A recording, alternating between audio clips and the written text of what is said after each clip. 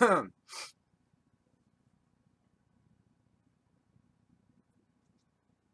you want to learn more about us, talk fly fishing, or questions about fly tying, you're at the right place.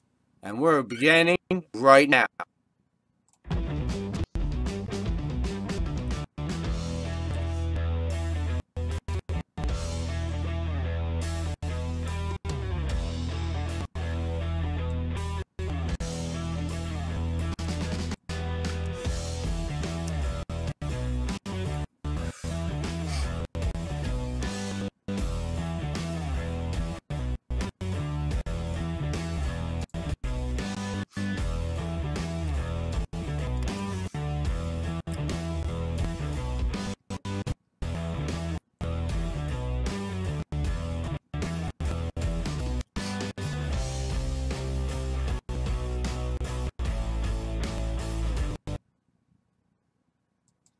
Hey, welcome everybody to our Sunday live stream. I'm sorry it was late. Everything's reset. You can see the banner down below is different now. How's it coming through? I had to reset everything, so I hope it's not choppy. Or why don't you? I got 4 people watching. Why don't you tell me how it looks? We just posted a video today, and I didn't have time to make sure everything was set up right. I was posted the crest bug, Joe Humphrey's crest bug, which is killer. He told me exactly how to tie it, so go make sure you check out that video. And we're gonna talk a little bit today about how I got started in fly fishing. Basically, I started fishing when I was really young. My dad always watched me, took me fishing. So I became a bait worm drowner first. And I always hate digging worms. It was nasty. I didn't like doing it. So that was basically, I started watching, I had magazines, hunting magazines, fishing magazines back then. It wasn't really online. It was just an actual magazine. And they had covered an article about fly fishing. They showed a picture of a fly, and I remember as a little kid, I was out. I had little pieces of wire out of a piece of, little teeny strands of wire out, and I was trying to wrap feathers to a hook and put them on my regular rod, and I had no idea. I didn't have a vise. I, kind of just held the hook, and then later on, I found out, and I'm not sure. I think it was through my high school that the local courthouse was giving out free tying lessons. So then, hey, fly fishing ninja, welcome. I think you're the only one up. Maybe there's 2 of you now here. How's it look? Does it look okay? Just let me know, man. Anyway, so I started taking classes at the local courthouse for free. And slowly bought a vise, started getting more involved with them people there, which, if anybody's watching this in the replay, make sure you click down there if you haven't subscribed yet. But if you're watching this in the replay, I forget what I was going to say. Sorry, guys. But anyway, if you're watching this replay, anybody that might have taught them classes at the Union County Courthouse in Lewisburg, PA, any idea who might have done that? Or if you've done that and you're watching this in the replay, put a think in the comments. Give me an email, or your email, your Yahoo, whatever address down below, and I will get a hold of you. I want to talk to you and thank you. As if it wasn't for you guys, I would have never ever learned fly tying, and I wouldn't be doing this. But I started that when I was 14. And as many people this week I'll be turning 49. Getting up there in age, getting old. But anyway, I'll be 49 in a couple days. Day before Thanksgiving. And happy Thanksgiving, because I probably won't get to talk to you before Thanksgiving. But I started when I was 14. So that is many, many, many, many years ago. And I've learned so much. But nothing has has taught me what you've people taught me by making you guys videos. I've been researching a lot more, which I've been learning a lot, because now I'm researching every aspect of every bug that we are going to start a series. So the first series will be about midges, and we'll do the nymph, the adults, and we'll go through all them, the emergers, the spent wings, or the spinners, and we'll do all them stages. We're going to end maybe caddis, March Browns, your sulfurs, all the different versions of the fly and their different states is when you will encounter them on the water. That way you can have the nymph, the merger, the adult, the spinner, of all these flies, and you'll be ready to go, man. There's a hatch on the water. You got all them stages. And we'll be covering stuff like a caddis on the front and a sulfur on the back. You know, if you see two dry flies on the water at the same time, put them both on. We'll be checking that out. So, but anyway, they taught me how to fly fish, and then I went from there. And like I said, nobody's taught me like you guys have. Does anybody have any questions? It's kind of a bummer rap. I got to redo all this stuff. I don't know what happened.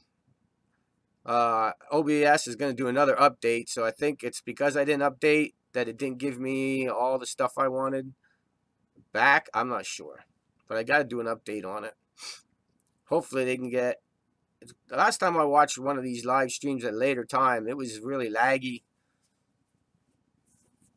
So basically, what I have to say is, there's a couple people, and then there's groups of people. First person is my hero, and will always be my hero, and that's my dad. Second person will always be God, for giving me the talents to learn how to tie flies. The first group of people will be my family.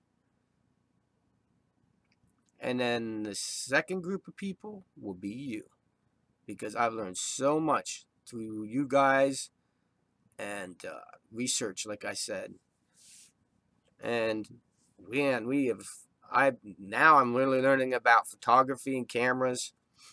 Because as you know, we have a business going where we could come out to the water and record you on the water. And we're stepping it up to, you know, the $2,000, $3,000 cameras, shooting in 4K, and, you know, just lenses, different lenses, and I'm researching all that. And all it's going to do is help you guys get better videos and make our service to you just amazing.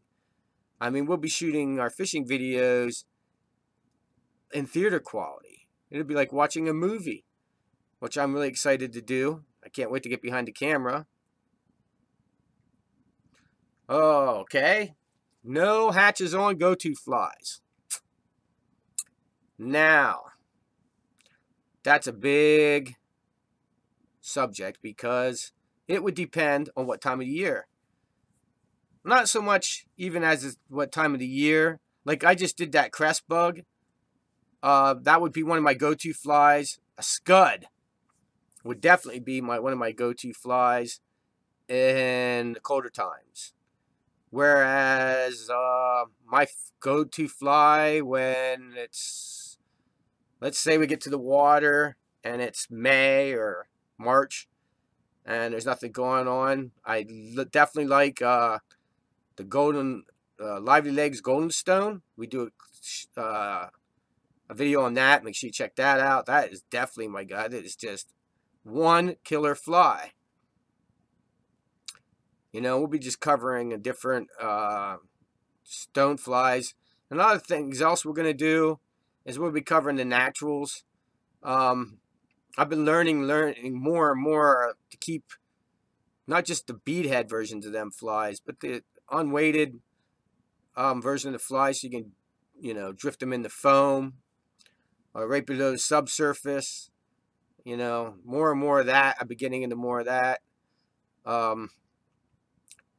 I mean, honestly, a couple years ago, well, yeah, a couple years ago, I would have never fished anything but beadheads, but I've been fishing more and more non-beadheads, more natural looking in these creeks, these rougher creeks where it's, you know, all natives, sometimes the bead heads just don't work, and you need a more natural looking fly.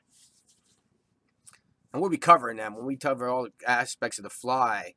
We will do it without bead heads. We'll do the all natural looking fly, and then we'll add the bead head in there, and it'll be one of the episodes. Or, you know, like if we you know, we already did all the other flies like Sicko Prince nymphs, your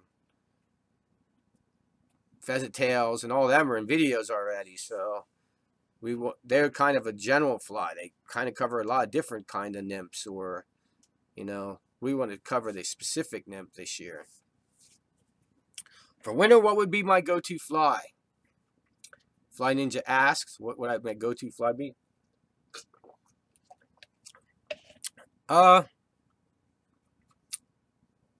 Either olive woolly bugger I like.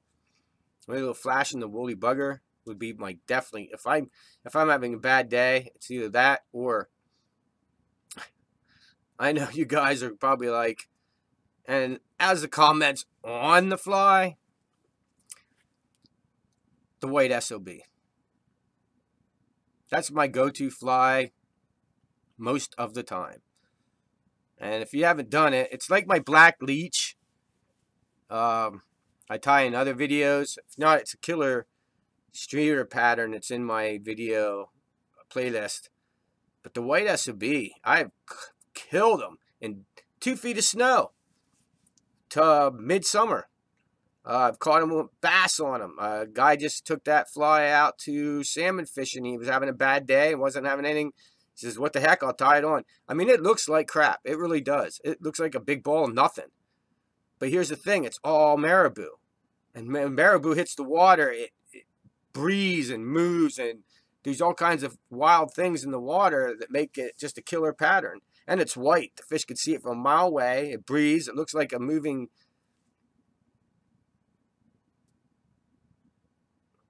I would still use the white SOB. Cold freezing water, leaving your line.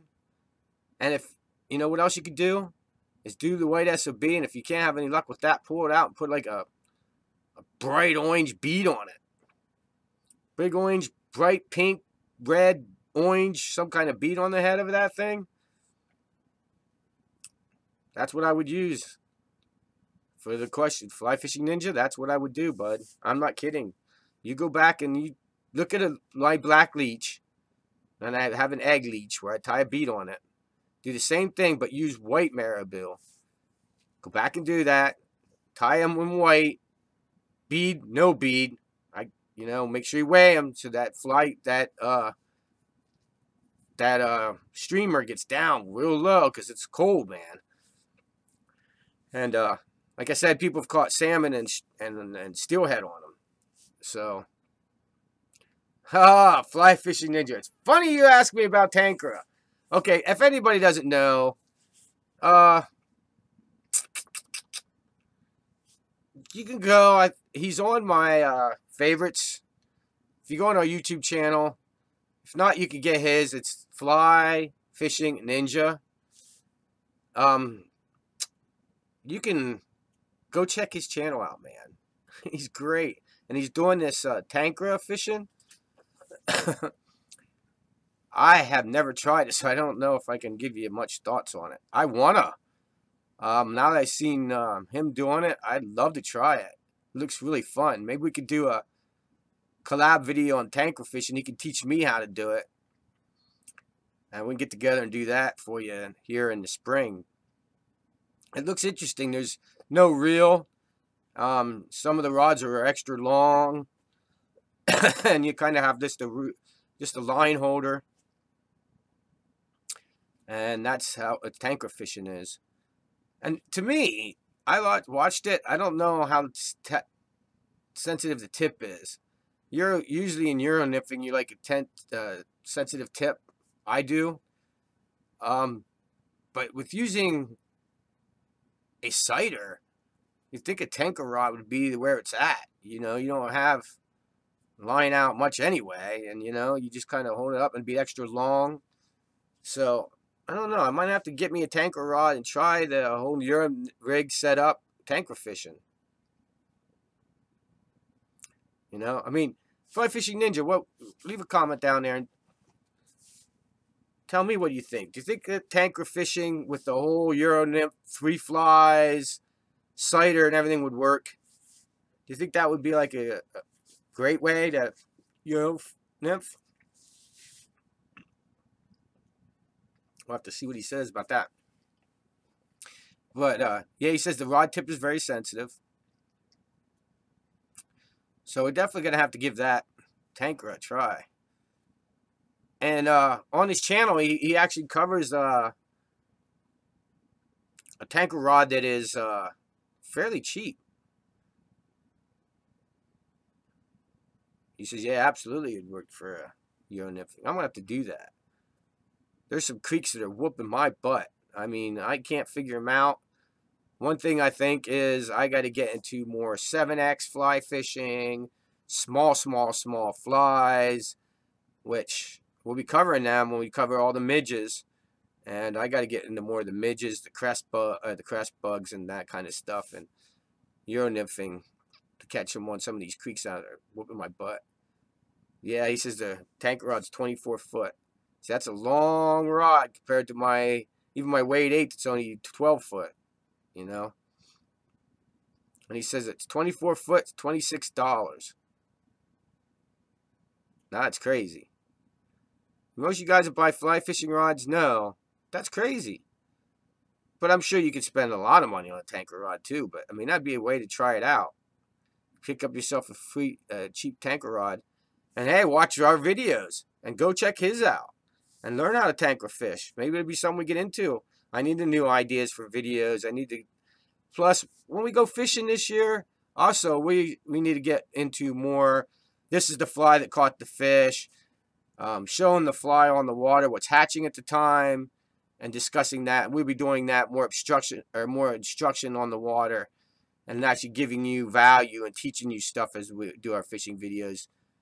It'll make it a lot easier with a better camera and the zoom lenses and stuff like that to do this kind of videos for you. As of now, it's kind of rough. The GoPro don't zoom, and it makes everything look so far away, so it's actually hard for you to see and give instructions. And basically, anything that's not shot on the GoPro is shot on our phones. And that just doesn't work. So we'll be teaching you more as we can do it, and we keep bringing it clear, and you can see what's going on. So look forward to that. And make sure you subscribe.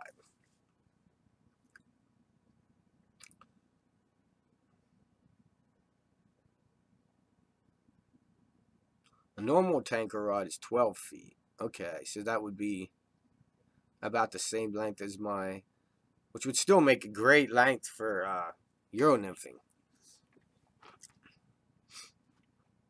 But he says the tip of it's very sensitive, and I know a lot of people like to use 12 or larger, sometimes even longer, but most of them are around 12 weight 3s because of the sensibility or sensitivity of the weight 3. A lot of people that get into Euro nymphing is these competition fly fishermen. I've been doing it more and more.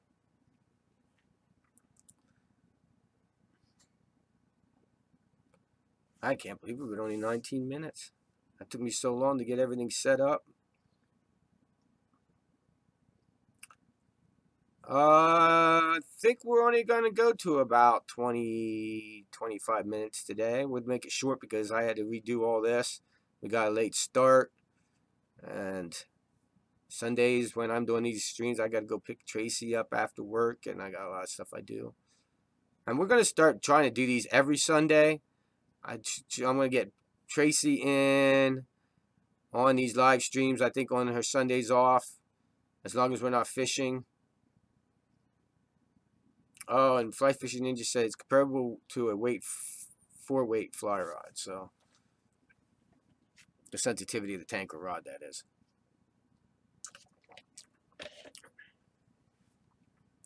And I just want to thank everybody again. If we don't make it by next week, we're going to start putting a thing up in here in our live streams, our countdown to 1,000. Because, man, we're doing a cool giveaway. I don't know what we're going to give away yet. You know, I want to do it. And probably the winner of the giveaway, to be totally honest with you, probably won't be getting the stuff for the giveaway till spring. Because I would like to get on board with seeing if people can, or some of our sponsors will donate stuff for the giveaway, and so I could give you more. And I probably, you know, if they all say no, you still get it, awesome. But if I wait and try and get all the sponsors to give stuff for our giveaways, like Orvis and all them, and they actually give, it'd be more awesome. So I'm going to try and do that. So the giveaway will probably won't be getting the giveaway stuff because I'm putting everything in the box. You know, I think I'll probably throw a post fly box in there, a t-shirt in there, which I was thinking about going to the print shop in my local area to do the t-shirt.